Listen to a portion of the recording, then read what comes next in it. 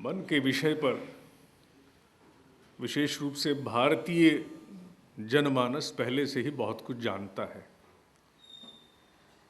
कुछ आगे की यात्रा करते हैं, सामान्य ज्ञान तो सभी को है। मैं नहीं जानता आप में से कितने लोगों ने एक लेजर बीम को काम करते हुए देखा है।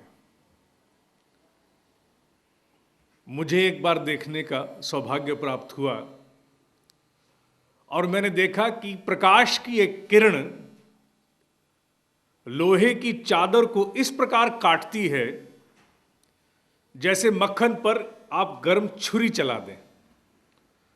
अगर छुरी गर्म हो जाए, तप जाए और उसे मक्खन पर रख दें तो इतनी स्मूथनेस के साथ वो पूरा मक्खन चिरता चला जाएगा। ठीक उसी प्रकार एक लेजर बीम अपनी प्रकाश के ही बूते उस मोटी चादर को काट देती है। आश्चर्य इस बात का है कि प्रकाश सामान्यतः मात्र दृष्टि को संभव बनाता है। चाहे वो प्रकाश इस लाइट का हो, सूर्य का हो, ज्योति का हो, कोई भी प्रकाश क्यों ना हो, सामान्य प्रकाश किसी को काटता हुआ प्रतीत नहीं होता।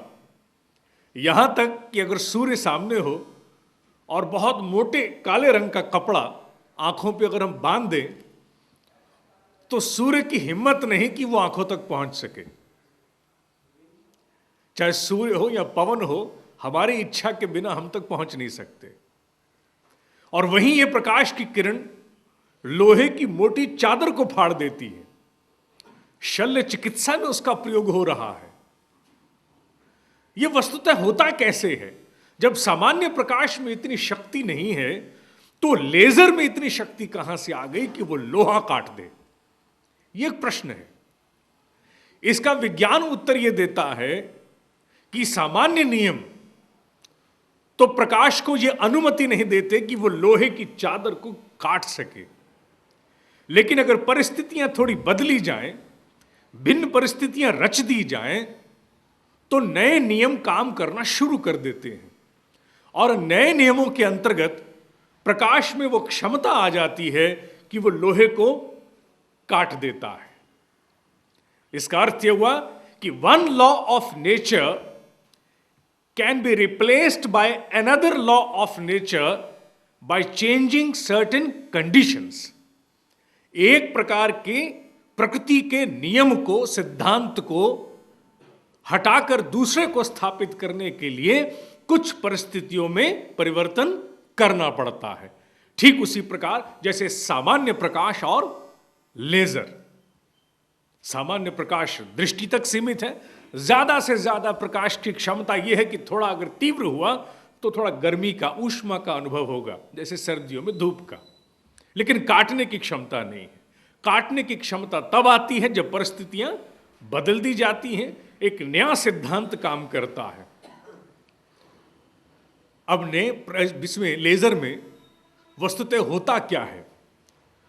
लेजर में कहा जाता है कि किसी सॉलिड पदार्थ, ठोस पदार्थ, किसी द्रव्य या किसी गैस में से वैज्ञानिक एक विशिष्ट वातावरण में विद्युत का प्रवाह करते हैं। ठोस पदार्थ, चाहे ये लोहा हो या कोई और ठोस पदार्थ, कोई तरल पदार्थ जैसे जल आदि हो या कोई गैस, उसमें से विशिष्ट वातावरण में जैसे ही विद्युत निकालते हैं तो लेजर प्रकट होना आरंभ हो जाती है। लेजर की परिभाषा जो फिजिक्स में है वो बड़ी सुंदर परिभाषा है। फिजिक्स के अनुसार लेजर की परिभाषा है कि it is a wave of light. वो एक प्रकाश की तरंग है, प्रकाश की लहर है, लेकिन सामान्य नहीं है। कौन सी लहर है? वो एक ऐसी लहर है which is orderly, narrow, coherent, intensive, monochromatic light. अब ये विज्ञान की परिभाषा है। इसका अगर मैं शाब्दिक अर्थ करूं कि लेजर बीम की परिभाषा के अनुसार इसमें से मूलतः 4 गुण निकल के आते हैं। वो क्या? पहला है कि इट इज ऑर्डरली। ऑर्डरली माने बहुत अनुशासित है, अत्यंत अनुशासित है। एक ही फ्रीक्वेंसी, एक ही रंग और एक ही वेवलेंथ पर लेजर बीम काम करती है। दूसरा, लेजर बीम ऑर्डरली होने के साथ साथ, अनुशासित होने के साथ साथ नैरो है। नैरो माने एक सीमित क्षेत्र तक अपने आप को रखती है, उससे आगे नहीं जाती, बड़ी घनीभूत है। तीसरी बात, इट इज कोहेरेंट। कोहेरेंट माने वो सतत रूप से आपस में संबंधित है, सतत, कॉन्स्टेंटली, लेकिन एक दूसरे से संबंधित है। और अंतिम है इंटेंस, शक्तिशाली है। ये चार गुण एक सामान्य प्रकाश को बीम की व्याख्या देते हैं, लेजर बीम की व्याख्या। सामान्य प्रकाश, ये जो आपको दिख पा रहा है, जो इस ज्योति में दिख रहा है, अगर इसके साथ ये चार गुण जोड़ दिए जाएं, क्या क्या गुण हैं? अनुशासन, घनीभूत, परस्पर सतत संबंध और शक्ति, तो ये लेजर बन जाएगी। और लेजर बीम बनते ही ये बेधना शुरू कर देती है, काटना शुरू कर देती है। एक बात स्मरण रखनी है कि laser beam is one wave of light, प्रकाश की मात्र तरंग होती है। जिस प्रकार ये लेजर बीम है, क्योंकि आधुनिक युग है, अगर हमें सनातन तथ्यों को, उन आर्ष ग्रंथों को समझना है तो उस आधुनिक माध्यम को साथ जोड़ना पड़ेगा। यहां तक कि लेजर बीम के दुष्प्रभाव स्टार वॉर जैसी जो दुर्घटना कभी विश्व में घटने वाली थी, उसके साथ भी जुड़ गए थे कि एक ऐसा समय भी आएगा कि कोई सैटेलाइट से किरण नीचे छोड़ेगा और देश के देश तबाह हो जाएंगे। किरण की विध्वंसक शक्ति और सृजनात्मक शक्ति, शल्य चिकित्सा।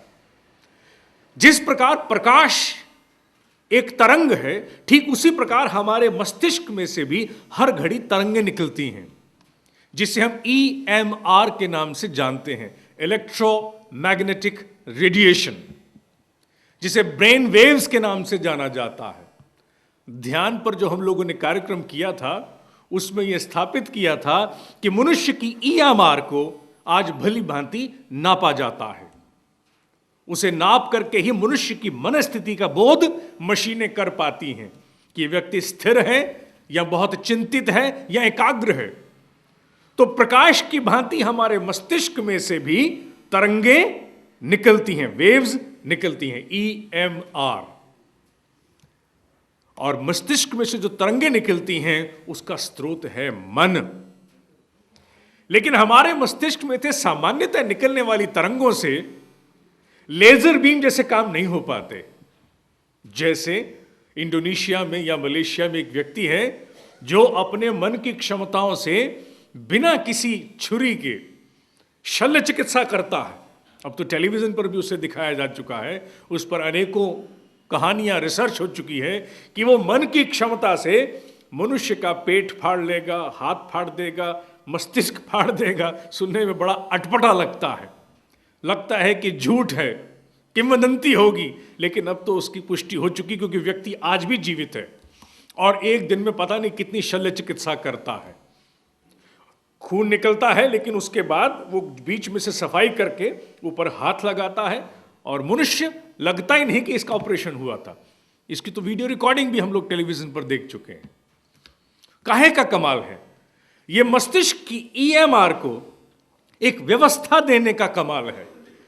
टेलीविजन पर हमने वो लोग भी देखे हैं जो इसी मस्तिष्क की EMR के माध्यम से, शक्ति के माध्यम से चम्मच मोड़ देते हैं, उठा देते हैं।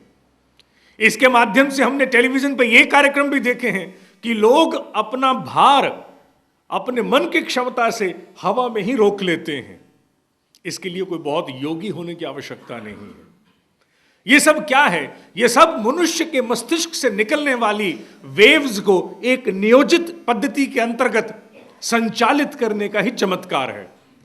और ऋषि क्या करता है? ऋषि इसी EMR के माध्यम से इसको नियोजित करके, इसकी परिस्थितियों को बदल करके भिन्न नियम स्थापित करता है, जिससे वह दूसरे के कर्म को देख पाता है, भविष्यवक्ता का ज्ञान कर पाता है, मनुष्य के व्यवहार में परिमार्जन ला पाता है, कल्याण कर पाता है। अर्थात जैसे प्रकाश सामान्यतः लोहा नहीं काट सकता, उसी प्रकार मस्तिष्क में से निकलने वाली तरंगें भी कोई बहुत बड़ा परिवर्तन नहीं कर पाती। जबकि परिवर्तन संभव है कब? तब जब भिन्न परिस्थितियां खड़ी की जाएं और एक नए कानून का जन्म हो जाए, एक नियम का, एक न्यू लॉ टेक्स ओवर। तब मन की यह क्षमता होती है कि वो बहुत बड़े बड़े चमत्कार संभव करा सके। हमारे यहां पर मनुष्य के मन को व्यवस्थित करने के लिए, उसके स्वभाव को, मन के स्वभाव को नियोजित करने के लिए कुछ विधियां बताई गई हैं। भारतीय अध्यात्म के अनुसार, क्योंकि जो ज्ञान अभी विश्व में पाश्चात्य राष्ट्रों के पास है वो अभी हजारों कोस पीछे है, क्योंकि वो लोग अभी सबकॉन्शियस माइंड से आगे नहीं जा पाए हैं। उनके लिए चेतन अचेतन मन तक की सीमा पर्याप्त है। Science of psychiatry, the entire science, वो मनुष्य के बाहरी व्यवहार तक सीमित है, उसके आगे उसकी पहुंच नहीं है। जबकि हमारे यहां का जो ऋषियों का ज्ञान है वो बहुत दूर का ज्ञान है, जहां पहुंचने के लिए भी वर्षों होने लगेंगे। हमारा अध्यात्म कहता है कि मनुष्य के स्वभाव के भी दो नियम हैं, अर्थात the law under which the mind operates is two. कौन सा लॉ है वो? उसके दो चरण क्या हैं, दो पक्ष क्या हैं? पहला चंचलता और दूसरा सुख लिप्सा।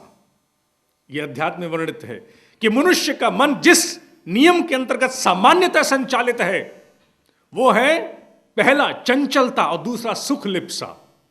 मैं यहां किसी प्रकार के वैराग्य की या मोक्ष की या कोई संन्यास की बात नहीं कर रहा हूं। मैं बात कर रहा हूं मन को ऐसी क्षमता प्रदान करने की कि वो लेजर की भांति लोहा काट सके। I am talking pure science, nothing else than science. तो ऋषि कहता है कि मन जिस कानून के अंतर्गत संचालित सामान्यता है वो याद रखो कि पहला चंचलता, इट इज फ्रेजाइल, स्किंटिलेटिंग, हर घड़ी कुछ नया चाहता है।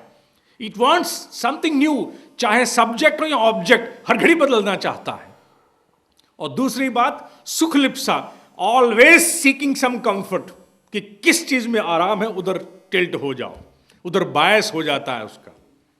इसलिए ऋषि कहता है इस नियम को जब तक नहीं बदलेंगे तब तक मन में वो क्षमता नहीं आ सकती कि जैसे प्रकाश लेजर बनता है। सूर्य का प्रकाश चारों ओर बिखरा है, कुछ कट नहीं रहा, धरती पे कुछ नहीं कटा, लेकिन लेजर हम सब समझ चुके हैं। ठीक उसी प्रकार मन की क्षमता है, जब तक इस नियम को नहीं बदलेंगे, अर्थात चंचलता और सुख लिप्सा जिन कारणों से है उनको नहीं बदलेंगे, तब तक मन में वो भेदने वाली क्षमता, वो शक्ति नहीं आएगी। हमारे यहां एक विज्ञान है अध्यात्म में जिसके अंतर्गत सामान्य मन को लेजर बीम की तरह विकसित किया जाता है, और उस विज्ञान का नाम है मनोमय कोश की साधना। मनोमय कोश की साधना। यह अध्याय वो है जो आने वाले समय में, मैं बार बार कहता हूं कि धीरे धीरे these are going to be the essential curriculum factors for all MBA graduates. Reason, क्योंकि रीजन ये है कि अगर ह्यूमन रिसोर्स को मैनेज करना है, you must know what the constituent of a human are. जब तक मनुष्य के समस्त घटक का ज्ञान नहीं होगा, मानव संसाधन नहीं हो सकता। All those who are managers have to undergo this knowledge. कोई उनके पास विकल्प नहीं है। तो ऋषि कहता है कि मनोमय कोश की साधना से मन के सिद्धांत को पलटा जा सकता है। मन जिस साधारण सिद्धांत पर काम करता है, always changing, always scintillating, tilting to comforts, उसे बदलना है तो मनोमय कोश की साधना है। लेकिन साधना से पहले ऋषि कुछ और भी कहता है, क्योंकि लेजर को सामान्य प्रकाश को लेजर बनाने से पहले कुछ परिवर्तन वैज्ञानिक करते हैं। उसी अनुरूप ऋषि कहता है कि मन के लिए भी कुछ परिवर्तन है। वो क्या? ऋषि कहता है सबसे पहले मनुष्य को अपनी दृष्टि पवित्र करनी चाहिए। ये दृष्टि क्या है भाई? आंखें नहीं, सिर्फ आंखें नहीं। दृष्टि वो झरोका है जिसके माध्यम से मन वो सारी चीजें समझ पाता है, क्योंकि मन के पास अपनी आंखें नहीं हैं, अपने कान नहीं है, अपनी जिह्वा नहीं है, स्पर्श क्षमता नहीं है, मन के साथ बड़ी दुविधा है, शक्ति बहुत है, लेकिन it is totally dependent upon informers. जैसे पुलिस में सारा काम इंफॉर्मेशन का है, आजकल कंपटीशन में, कॉरपोरेट जगत में सारा खेल इंफॉर्मेशन का है। आज इस पूरे जगत में चाहे टेक्नोलॉजी की बात करें, the most crucial aspect in the entire world today is information.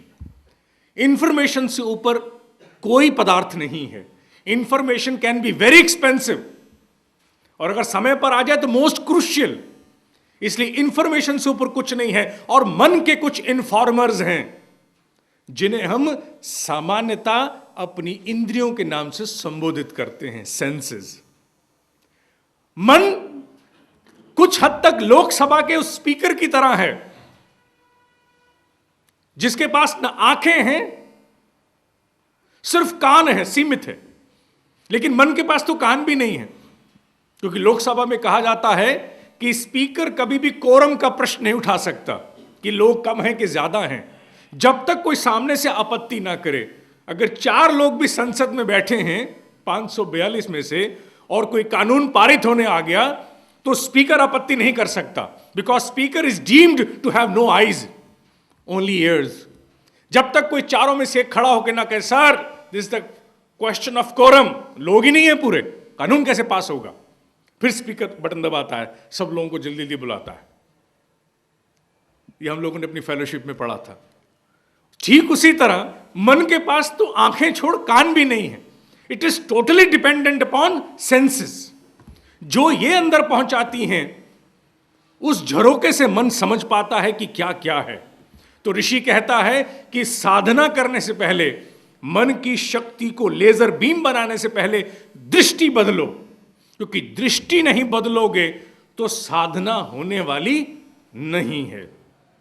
इसके लिए दृष्टि को बदलना बहुत अनिवार्य है। जिनको मोतियाबिंद हो जाता है, दिखना कम हो जाता है, धुंधला दिखता है। और जब मोतियाबिंद कैटरैक्ट का ऑपरेशन करते हैं तो भीतर के लेंस जागृत हो जाते हैं।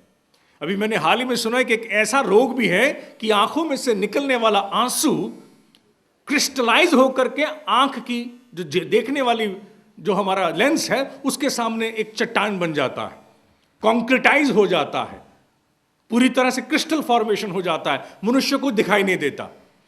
फिर डॉक्टर उस क्रिस्टल को हटाते हैं, तोड़ते हैं, जिससे दृष्टि स्पष्ट हो जाती है। मन के साथ भी यही समस्या है। क्षमता होते हुए भी वो लेंस पर आधारित है, पूरी तरह लेंस पर आधारित है। अगर लेंस के आगे किरकिरी आ गई, मोतियाबिंद आ गया, तो उसको सभी कुछ छितराया हुआ दिखेगा, अधूरा, अस्पष्ट दिखेगा, वो पूरी तरह देख नहीं पाएगा। Things will seem as obliterated to it, सब कुछ धुंधला हो जाएगा। उसी प्रकार मन के इस दृष्टि को परिमार्जित करने के लिए, ताकि इंद्रियों की सूचना को गलत ना पकड़ा जाए, क्योंकि दृष्टि गलत कर देगी। ऋषि कहता है कि हमारे यहां 7 माध्यम है, 7 चरण है, जिससे दृष्टि पवित्र रखी जा सकती है। जिस समय किसी प्रकार का भी खेल लोग खेलते हैं, उससे पहले वार्म अप एक्सरसाइज होती है। तो मन के लिए ऋषि कहता है, इससे पहले कि तुम खेल सीखो, पहले वार्म अप एक्सरसाइजेज सीख लो। और वार्म अप एक्सरसाइजेज में उन हमारे यहाँ 7 चरण बताए गए हैं, जिन्हें हम लोग ठीक से अगर समझ जाएं तो बात बन जाती है। समझते नहीं हम लोग। पहला है यज्ञ, दूसरा है दान, तीसरा है दया, चौथा है तपस्या, 5वां है सत्य भाषण, छठा है वेदाध्ययन, 7वां है तीर्थाटन। देखने में सारे धार्मिक प्रतीत होते हैं कि ये तो धर्म कर्म की बात हो रही है, लेकिन under the science of soul and the art of living of those Vedas, इसमें कुछ भी ऐसा नहीं जो मात्र धर्म प्रतीत होने वाला हो। This is way of life. जैसे यज्ञ, ऋषि कहता है कि यज्ञ नियमित करने से मनुष्य की दृष्टि परिमार्जित रहती है, पवित्र रहती है। और यज्ञ का अर्थ हम क्या लेते हैं? अग्निहोत्र, स्वाहा। Wrong, absolutely wrong. अग्निहोत्र एक प्रकार का यज्ञ है, अग्निहोत्र ही यज्ञ नहीं है। क्योंकि यज्ञ का अर्थ है एक ऐसा सत्कर्म, एक ऐसा सुंदर पुरुषार्थ जिसके माध्यम से उससे उठने वाला लाभ, उसका फल बिना किसी बायस के, बिना किसी फियर के, बिना किसी फेवर के समाज में फैल जाए। Any noble act dispensed without any favour, expectation of a favour और एनी बायस और under any effect of fear is yajna. चाहे वो कोई भी कार्य क्यों ना हो, चाहे वो बैंक का कर्मचारी हो, चाहे वो पुलिस का कर्मचारी हो, चाहे वो किसी भी विभाग में काम करता हो, दुकान चलाता हो, अगर उसके कर्म में, उसके उस सत्कर्म में किसी प्रकार का कोई लोभ साथ नहीं जुड़ा हुआ, ऐसा लोभ जो उसे संकीर्ण बनाता है, तो वो यज्ञ कर रहा है। क्योंकि यज्ञ करने के बाद जब हम समिधा, अग्निहोत्र तो सिर्फ बात समझाने के लिए है, अग्निहोत्र यज्ञ सिर्फ नहीं है। अग्निहोत्र से बात समझ में आती, क्योंकि मनुष्य जब तक पदार्थ में दिखता नहीं, you don't understand without illustration. अग्निहोत्र में आहुति डालते हैं अग्नि में, वो कई गुना हो जाती है। एक मिर्च खाने में एक व्यक्ति तक सीमित, एक मिर्च अग्नि में डालने के बाद 100 तक जाती है। और जब अग्नि मिर्च में डाल दी तो आपके बस में नहीं है कि सामने वाले से आपकी बनती नहीं, उस तक नहीं पहुंचेगी, वो सब तक जाएगी। बिना भेदभाव के वो वातावरण में संव्याप्त हो जाएगी, कण कण में रम जाएगी। तो वो यज्ञ होता है। और जब मनुष्य कर्म ऐसा करे जो अग्निहोत्र समान हो, तो वो यज्ञ हो गया। तो ऋषि कहता है निरंतर यज्ञ करने वाले की दृष्टि पवित्र रहती है। इसलिए वन मस्ट अंडरस्टैंड कि yajna is directly concerned with dispensation of duty and not merely act where, जहां हम समिधा सामग्री अग्नि को अर्पित करते हैं। वो तो एक माध्यम है समझने का कि यज्ञ क्या है। बच्चे को ए फॉर एप्पल दिखाते हैं, एप्पल ए थोड़ी हो सकता है। उसी प्रकार अग्नि में यज्ञ करने से, अग्नि में आहुति डालने से यज्ञ कैसे हो गया? वो तो यज्ञ के प्रारूप को समझने का एक माध्यम है कि यज्ञ ऐसा होता है कि जहां तुमने एक बार उसको अर्पित कर दिया तो बिना किसी भेदभाव के सबका लाभ करेगा। ऋषि कहता है दूसरा तरीका, दूसरा चरण जिसके माध्यम से दृष्टि पवित्र रहती है वो है दान, जिसका सबसे भ्रमित स्वरूप हम जानते हैं कि इफ आई पे 11 रुपीज, 21 रुपीज, 51 रुपीज, 101 रुपीज दान हो गया, मेरा कुछ पाप घट गया, पुण्य बढ़ गया। ये सबसे भ्रामक तथ्य है जिसे मनुष्य पता नहीं कितने वर्षों से पालता आ रहा है। ऋषि कहता है नहीं, दान का अर्थ है बहुत भिन्न है। दान का अर्थ वो क्या है? दान का अर्थ है टू एनकरेज, लोगों को संबल देना, प्रेरणा देना, प्रेरित करना, रिवॉर्ड करना, जिससे वो आगे की ओर बढ़ सकें, विकास प्राप्त कर सकें, अपनी डिग्निटी को प्राप्त हो सकें। जब हम किसी के हाथ में 11 रुपए यूं ही थमा देते हैं तो हम ना केवल अपने हिस्से का सोचते हैं, भ्रामक स्वरूप है, ना सोचते हैं कि हमने अपना पुण्य अर्जित कर लिया, बल्कि हम दूसरे की डिग्निटी भी उससे छीन लेते हैं, गरिमा गौरव छीन लेते हैं। ऋषि कहता है नहीं, दान का यह स्वरूप नहीं है। दान का स्वरूप है किसी को प्रेरित करना, किसी को समझाना, मार्गदर्शन करना, जिससे वो व्यक्ति अपनी गरिमा, अपने गौरव को स्वयं अर्जित कर सके। टू एनकरेज पीपल इज दान। दया, हमारे यहां दया का इतना गलत प्रारूप हमारे यहां स्थापित है कि जिस प्रकार हम ये कहते हैं कि जो कुछ है उसके प्रति दया होनी चाहिए, नहीं, दया का वास्तविक अर्थ ऋषि कहता है it is compassion. Compassion of what kind? Compassion of this kind, जहां आप दूसरे में सुधार देखना चाहते हैं, अपने में सुधार देखना चाहते हैं और उसके लिए आप डिस्काउंट देते हैं। डिस्काउंट कपड़ों की सेल तक सीमित नहीं होता मित्र। डिस्काउंट होता है जब हम सामने वाले के सुधार या अपने स्वयं के सुधार के लिए कुछ आंखें बंद करना शुरू करते हैं, अर्थात एक्सेप्ट कर लेते हैं, कोई बात नहीं, आज बहुत गुस्से में बोल गया लेकिन अंतोगत्वा इसमें सुधार आएगा, बर्दाश्त कर लेते हैं। ये बर्दाश्त करना डिस्काउंट देना है। जब मनुष्य एक सीमा तक, कैच माय वर्ड्स, जब मनुष्य एक सीमा तक, बिना सीमा के नहीं, एक सीमा तक किसी में सुधार उत्पन्न करने के लिए उसे डिस्काउंट देता है तो उसे दया कहा जाता है। दया का अभिप्राय ये नहीं है अभिप्राय कि नहीं, जो जिस हाल में है उसी हाल में पड़ा रहे और हम मात्र उसका पोषण इस रूप से करें कि वो वहीं उसी लायक पड़ा रहे। नहीं, इसे दया नहीं कहते। दया का अर्थ बहुत भिन्न है, डिस्काउंट देना ताकि सुधार उत्पन्न हो सके। ऋषि का अगला वाक्य है वेदाध्ययन।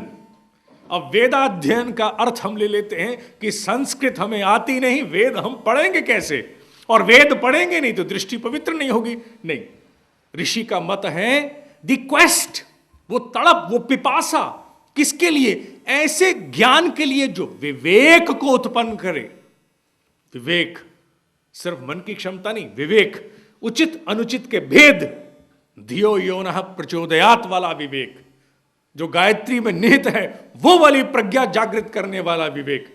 ऋषि कहता है कि ऐसा ज्ञान उसके लिए हमेशा भीतर पिपासा होनी चाहिए कि मैं इस ज्ञान से अपने विवेक को विकसित कर सकता हूं। जब मनुष्य में तड़प जीवित रहेगी, दृष्टि पवित्र रहेगी, उसी को वेदाध्ययन कहते हैं।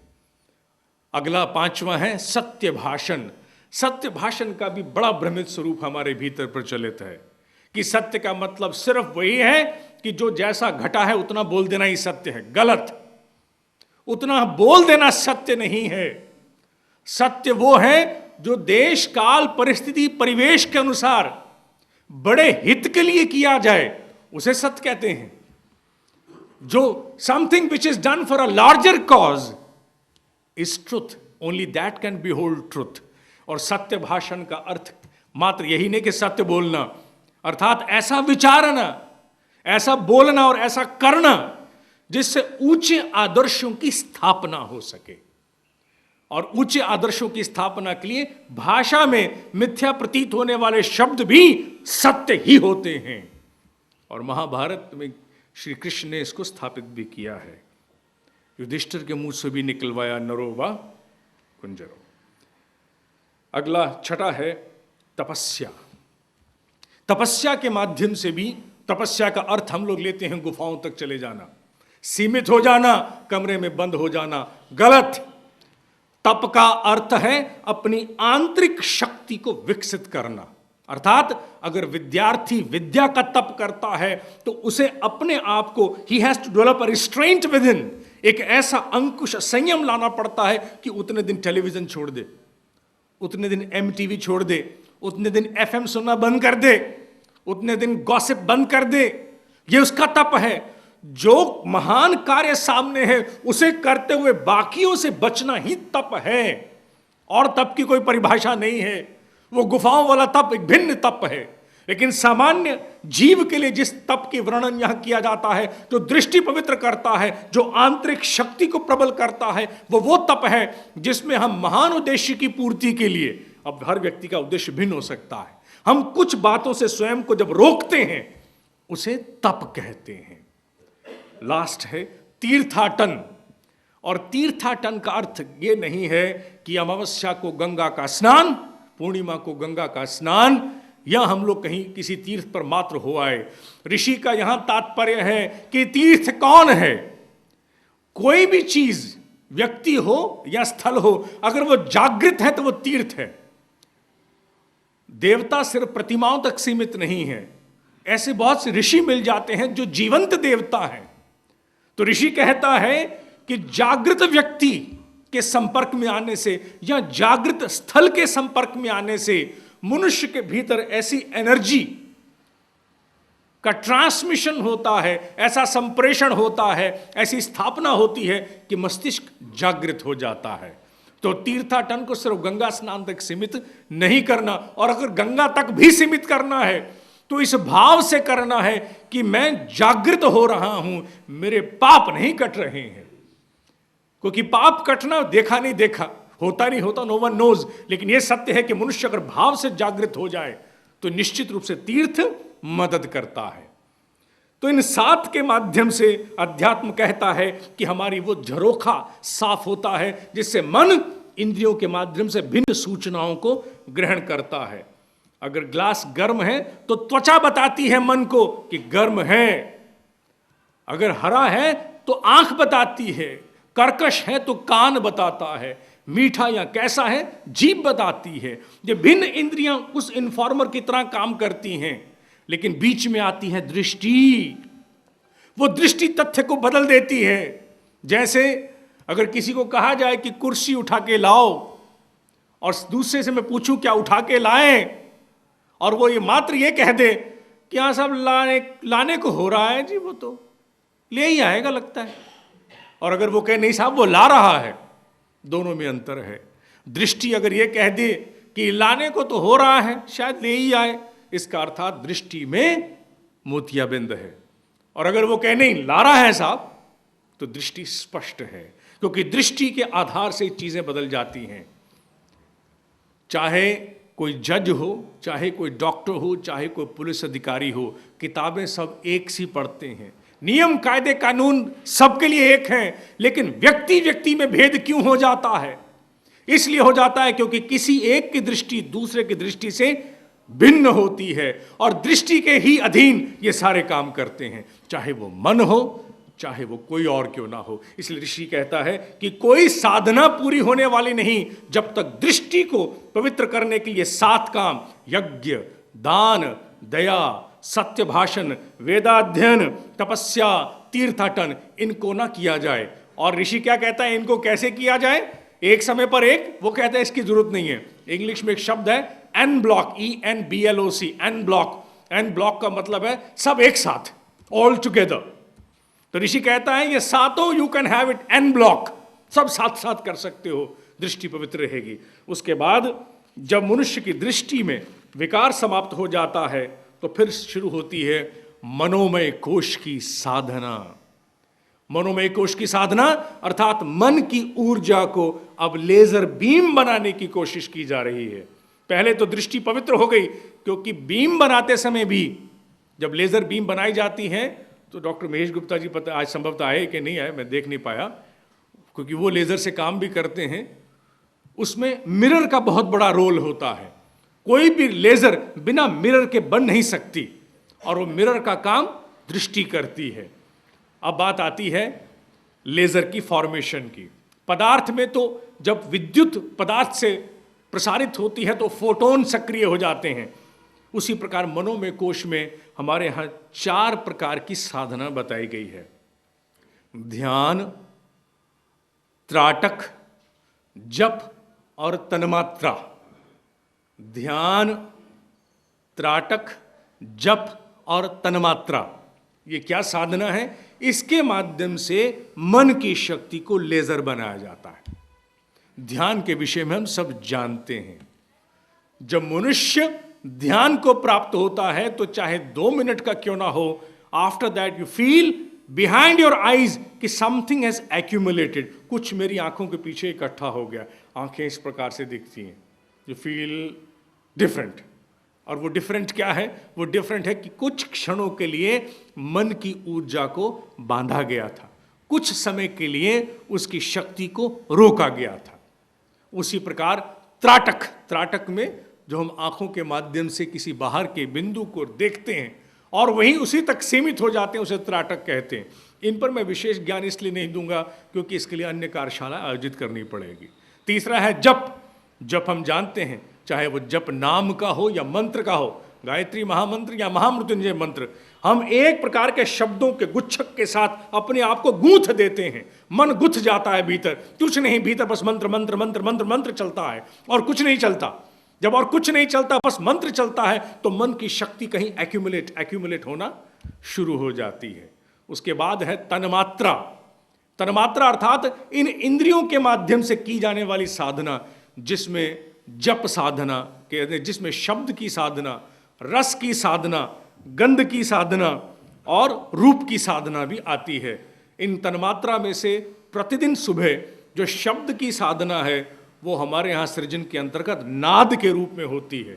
जब नाद में हम ओंकार नाद करते हैं, ओम की ध्वनि तक अपने आप को सीमित करते हैं, तो हम लोग शब्द की साधना करते हैं और कुछ नहीं, मात्र ओंकार।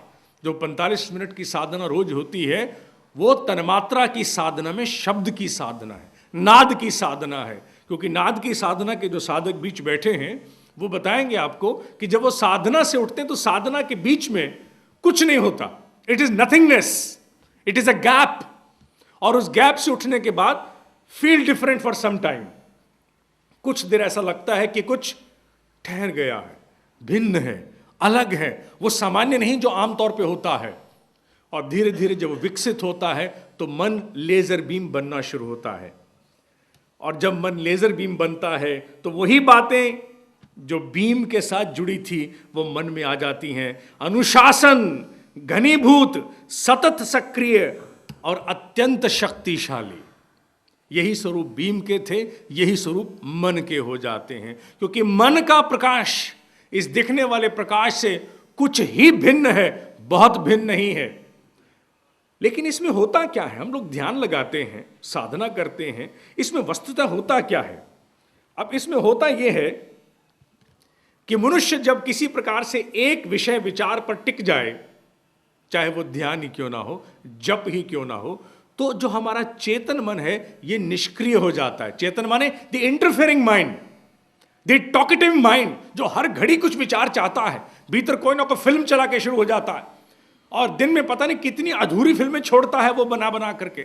उसमें भिन्न कैरेक्टर्स होते हैं, छोटी सी बात को तिल का ताड़ बना देता है।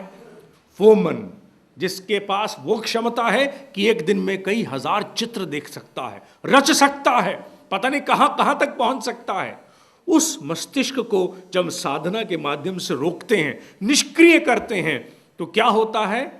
एक दूसरा मन सक्रिय हो जाता है जिसे समष्टि मन कहते हैं। अचेतन मन नहीं, अचेतन मन नहीं, समष्टि मन। समष्टि माने ये समझ लें कि ईश्वरीय मन सक्रिय हो जाता है।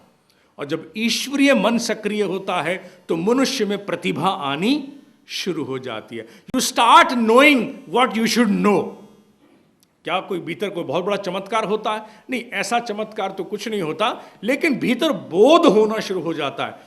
इसमें बहुत अंतर है। There is a difference between learning and simply knowing it. अब उसका अंग्रेजी का शब्द उपयुक्त नहीं बनेगा, लेकिन हाँ, किसी चीज का अध्ययन करने में और किसी चीज का बोध होने में बहुत अंतर है। अध्ययन में तो आप बाहर के बहुत से साधनों का प्रयोग करते हैं, लेकिन बोध भीतर स्वतः हो जाता है। जब मनुष्य का मन, चेतन मन निष्क्रिय होता है तो समष्टि मन से संपर्क होता है, और जब समष्टि मन से संपर्क होता है तो बोध होना शुरू हो जाता है। You simply start knowing how, no one knows, कोई नहीं जानता कैसे होता है, बट यू नो। ये कैसे? ये ठीक वैसे ही है जैसे मेरे बोले गए शब्द इस हॉल तक सीमित हैं, लेकिन यही शब्द अगर मैं यहां पर कोई ट्रांसमिशन का कोई नेटवर्क स्थापित कर दूं तो आकाश के माध्यम से पूरे विश्व तक जा सकते हैं। ये कैसे होता है ये मुझे नहीं मालूम, लेकिन ये शब्द के साथ होता है और मन के साथ भी यही होता है। जब मनुष्य विश्व मन के साथ जुड़ जाए, समष्टि मन के साथ जुड़ जाए, तो बोध होने आरंभ हो जाते हैं स्वतः। You start knowing. इसका भी अनुभव धीरे धीरे साधना काल में आता है। इसके साथ साथ एक और चीज है, वो क्या कि मनुष्य अगर साधना छोड़ देता है, साधना छोड़ देता है तो समष्टि मन से संपर्क भी कट जाता है। इसीलिए कहते हैं ना, आते रहा करो, मिलते रहा करो, out of sight out of mind. वहां भी यही तथ्य काम करता है कि साधना कटी नहीं, रुकी नहीं, और मनुष्य ठीक वहीं आ जाता है, ढाक के तीन पात, जहां था, जहां से शुरू हुआ वहीं। इसीलिए साधना को नियमितता के साथ करने के लिए योगी सदैव प्रेरित करते हैं। हमारे यहां कर्म फल की साधना और पुनर्जन्म की स्थापना बहुत गहरी है, बल्कि इसके बाद जो लेक्चर उसमें मुझे इसी पर बोलना है। जो मनुष्य आज जीनियस है वो पिछले जन्म के कर्म के अनुरूप एकाग्रता के उस चरम को प्राप्त था कि जहां बस उसे अब वो सब कुछ प्राप्त होना था जो इस जन्म में दिख रहा है। क्योंकि मनुष्य की एक आयु की सीमा है, 70 साल 80 साल तक आते आते वो पूर्ण एकाग्रता से काम करता रहा, लेकिन मृत्यु हो गई क्योंकि समय सब समाप्त हो गया। अब दूसरे जन्म में उसकी सारी योग्यताएं उसके साथ आई हैं, क्योंकि मन travels along with the soul. Body may not travel, लेकिन मन साथ में अपनी संपूर्ण वृत्तियों को लेकर जन्म लेता है। इसीलिए वो बचपन से जीनियस दिखता है। So it is no favour of God, it is simply an compliance of a law, एक नियम का अनुसरण अनुकरण मात्र है। तो ईश्वर ने सबको ये क्षमता दी है। मैंने ऐसे बहुत से उदाहरण देखे हैं। एक छोटा सा उदाहरण मैं बिना नाम लिए यहां पर देना चाहूंगा। मेरे एक मित्र हैं, पीछे अटॉर्नी जनरल भी रहे, सॉलिसिटर जनरल भी रहे, और इस समय वो सुप्रीम कोर्ट के एक ऐसे वकील हैं जिनकी एक दिन की आमदनी लाखों में जाती है, एक दिन की, बिलीव मी। उनके साथ जब मेरी मित्रता आरंभ हुई तो मैंने उन पर एक विशेष अनुभव भी किया। उनसे मैं पूछता था कि ये दक्षता किस प्रकार प्राप्त हुई है। तो उन्होंने कहा कि आई एम नो जीनियस, मैं बड़े सामान्य परिवार से हूँ, मैं बहुत बड़े बड़े वकीलों को सुनता था, उनके भीतर की उस तत्व को देखता था जो उनमें बड़े अद्भुत थे, और ये पाता था ये सब कुछ मेरे पास नहीं है। तो मेरे मन में आता था कि मैं क्या करूं कि मैं इस चरम को छू पाऊं। तो मैंने एक काम करना शुरू किया। वो क्या? मैंने पढ़ना शुरू किया, जिसे सामान्यतः वकील कम करते हैं। जैसे जैसे वकील बढ़ता जाता है आयु में, प्रैक्टिस बढ़ती जाती है, वैसे वैसे उसका अध्ययन भी कम हो जाता है। फाइल पर दृष्टि डालते हैं, गहनता समाप्त हो जाती है, डेप्थ इट वैनिशेस।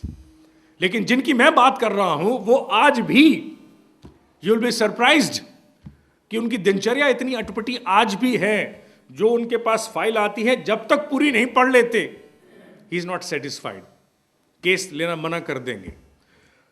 सैटरडे का दिन उनका पूरा दिन वो सुप्रीम कोर्ट के जर्नल्स पढ़ते हैं, पूरा दिन माने he might study for 15 hours continuously. 15 घंटे कंटिन्यूसली पढ़ सकता है वो व्यक्ति, कंटिन्यूसली। तो होता क्या है? होता वही है जो मन को लेजर बीम बनाता है। और इस पर अभी 1 महीना पहले अखबार में शोध छपी है, जिसका उल्लेख मैंने पिछले लेक्चर में दिया था, कि ब्रिटेन के वैज्ञानिकों ने यह स्थापित कर दिया है कि जीनियस बनने की क्षमता हर सामान्य व्यक्ति में है। उनका शोध बताता है कि कोई व्यक्ति अगर 8 घंटे प्रतिदिन बिना किसी छुट्टी के 3 साल तक एक विषय पर काम करता है तो वो जीनियस बन जाता है, क्योंकि मस्तिष्क में ऐसे न्यूरॉन्स एक्टिव हो जाते हैं जो ऑटोमेटिकली बहुत सा ज्ञान बाहर से प्राप्त कर लेते हैं, जिसे मैं बोध कहता हूं, बोध। इसके लिए उदाहरण के लिए उन्होंने बहुत से म्यूजिकल बैंड को लिया, वैज्ञानिकों को लिया, बहुत सारे लोगों को उन्होंने शोध के अंतर्गत लिया कि ये लोग जन्म से जीनियस नहीं थे, बाद में कैसे हो गया। तो उन्होंने उस अवधि को नापा, 3 years without any lapse, 8 hours a day, and anyone can become a genius. ईश्वर के बहुत बड़े तथ्य की स्थापना इस माध्यम से होती है कि सब में क्षमताएं बराबर हैं। We all bear that potential to make our mind act like a laser beam. But the only thing we require is to change some conditions so that a new law can take place and the mind acts in the form of a beam. और जब मन beam बनता है तो समाज की, राष्ट्र की, व्यक्तिगत जटिल से जटिल समस्याओं के समाधान उपस्थित होने शुरू हो जाते हैं। नित्य नए शोध मनुष्य के सामने आने शुरू हो जाते हैं। लेकिन उसके लिए चाहिए क्या? चाहिए वो तड़प, चाहिए वो पिपासा जो किसी कम के साथ सेटल होने के लिए संतुष्ट ना हो जाए। उदाहरण बहुत सुंदर है कि पत्थर पर पानी कितना भी पड़े, एक बूंद कम बखत सोखता नहीं है, एक बूंद भी। और रेगिस्तान के पौधे जहां की कोई पानी का निशान नहीं है, वो मात्र उस गर्म वातावरण से भी अपने लिए मॉइस्चर पकड़ लेते हैं। अर्थात अगर उस पौधे में जीने की तड़प है तो नीचे जड़ को मिले ना मिले, गर्मी कितनी भी हो, वो वहां से भी अपना जुगाड़ कर लेता है पिपासा के माध्यम से। अगर मनुष्य को सीखना है तो रेगिस्तान के पौधे से सीखना है, जहां कुछ नहीं में कुछ की उत्पत्ति करने में सक्षम है वो। और यही तथ्य ईश्वर स्थापित करता है कि पिपासा अगर तुम्हारे भीतर है, तड़प तुम्हारे भीतर है, तो तुम्हारे पास वो क्षमता भी है कि सामान्य मस्तिष्क से निकलने वाली, हर घड़ी निकलने वाली EMR, इलेक्ट्रोमैग्नेटिक रेडिएशन को तुम लेजर बीम बना सकते हो, चमत्कार उपस्थित कर सकते हो, ज्ञान को, बोध को प्राप्त हो सकते हो। कब? जब तुम कुछ परिस्थितियां बदल दो। और परिस्थितियां बदलने के लिए ऋषियों ने 7 चरण जिनका मैंने उल्लेख किया वो बताए हैं। और बीम बनाने के लिए उन्होंने मनोमय कोश की साधना को सामने रखा है। अब समय आ गया है कि ये सारा विज्ञान धर्म के क्षेत्र से अलग होकर के विशुद्ध विज्ञान के क्षेत्र में चला जाए, ताकि इस पर शोध हो सके। अभी तक क्योंकि ये धर्म के गलियारों तक सीमित है, बहुत से विवेकी लोग इस ओर देख नहीं पा रहे हैं। अब ये समय आया है, क्योंकि हमारा काम है गाना बजाना और शोर मचाना, ताकि उपयुक्त व्यक्ति उपयुक्त ज्ञान को उसके प्रिजर्वेटिव में से हटा करके सामने विश्व के प्रस्तुत कर सकें, ताकि पूरी संतति का कल्याण हो सके। So remember, whenever you want to remember anything, for your motivation, always remember the vegetation of a desert, रेगिस्तान का पौधा भाग्य में कुछ नहीं, लेकिन अपने लिए बहुत कुछ अर्जित कर पाता है। धन्यवाद।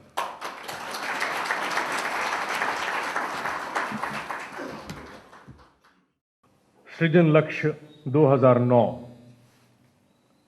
सृजन को लक्ष्य दिए हुए मुझे लगभग 8 वर्ष हो चुके हैं। गत 8 वर्षों में मैंने सृजन लक्ष्य की अवधारणा कभी नहीं की। एक ही बार लक्ष्य की अवधारणा हुई थी 2000 में। उसके बाद ईश्वर के हाथ सब छोड़ते हुए हम लोगों ने काम आरंभ कर दिया था। पहली बार आप में से कुछ लोगों ने ये इच्छा की, गहरी इच्छा की कि सृजन 2009 के रूप में किसी लक्ष्य की अवधारणा हम करें। उसी के निमित्त मैंने पुनः आपके कहने से एक बार कलम उठाई है और सृजन लक्ष्य 2009 की अवधारणा की है। करते समय बहुत से प्रश्न मन में थे, क्योंकि कल्पनाओं की उड़ान लेना एक सहज वृत्ति रहा है, इसलिए उड़ान और उड़ान के साथ साथ व्यवहारिकता दोनों का समन्वय जब करें तो कठिनाई आती है। फिर भी कुछ न कुछ सृजन लक्ष्य 2009 की परिकल्पना की गई है। लेकिन उससे पहले मैं चाहता हूं कि किस प्रयोजन से सृजन का गठन हुआ, सृजन अभियान क्यों बनाया गया। ये प्रश्न कई बार मन में बहुत से लोगों की आता रहता है। सृजन अभियान का औचित्य क्या है, क्यों सृजन कार्य कर रहा है, अंतोद्गतवा चाहता क्या है। इसकी बातें बहुत अच्छी लगती हैं, सुनने में अनेकों विषयों पर यह विचार देता है, लेकिन फिर भी समझ में नहीं आता कि सृजन अंतोद्गतवा चाहता क्या है, निष्कर्ष क्या निकलता है। क्योंकि धर्म के अंतर्गत एक बात स्थापित है कि पुण्य मिलेगा। धर्म के अंतर्गत यह भी स्थापित है कि कहीं स्वर्ग अथवा मोक्ष की प्राप्ति हो सकती है। मनुष्य राजनीति में जाता है तो एक बात सुनिश्चित है कि हमें सत्ता का भोग करने का अवसर मिलेगा। मनुष्य किसी को रक्तदान देता है तो यह भाव होता है कि इसके जीवन की मैं रक्षा कर रहा हूं। मनुष्य किसी को पानी पिलाता है तो इस भाव से कि इसकी प्यास मैं बुझा रहा हूं।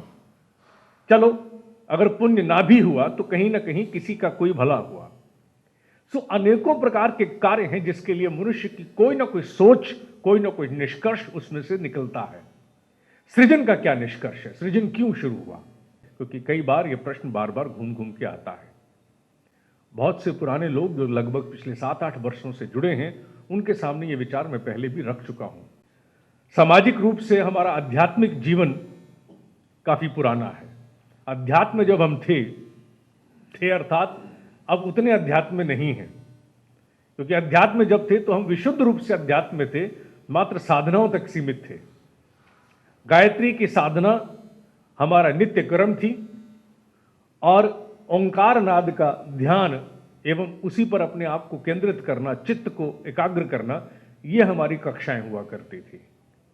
और इसी का प्रसार करना, और प्रसार करने का मंच था यज्ञ। यज्ञ के आयोजन से गायत्री और ओंकार नाद की बात होती थी। इसी अध्यात्म की विभिन्न कक्षाओं में, मनोमय कोश आदि में हम रमण किया करते थे। जीवन बड़े आनंद के साथ व्यतीत हो रहा था।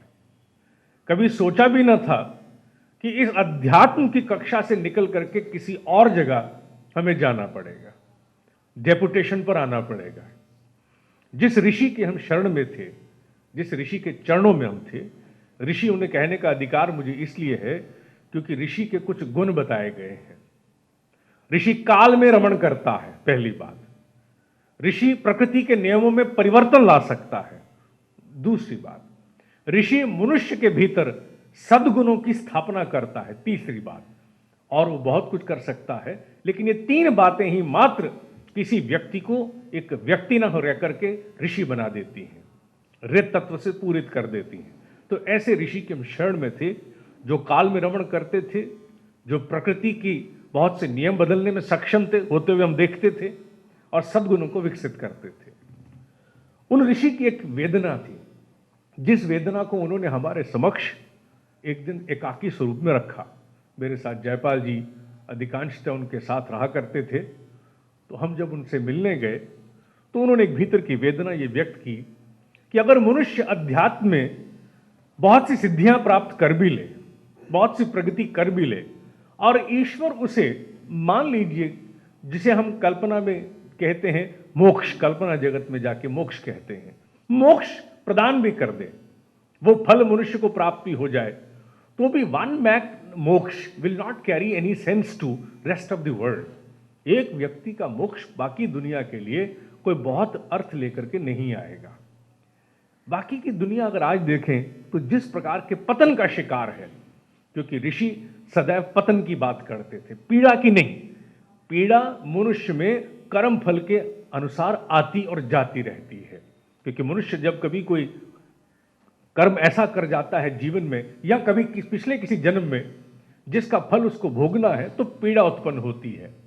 लेकिन पतन एक ऐसा गिरावट है, ऐसा पराभव है जो मनुष्य बहुत सोच समझ के करता है।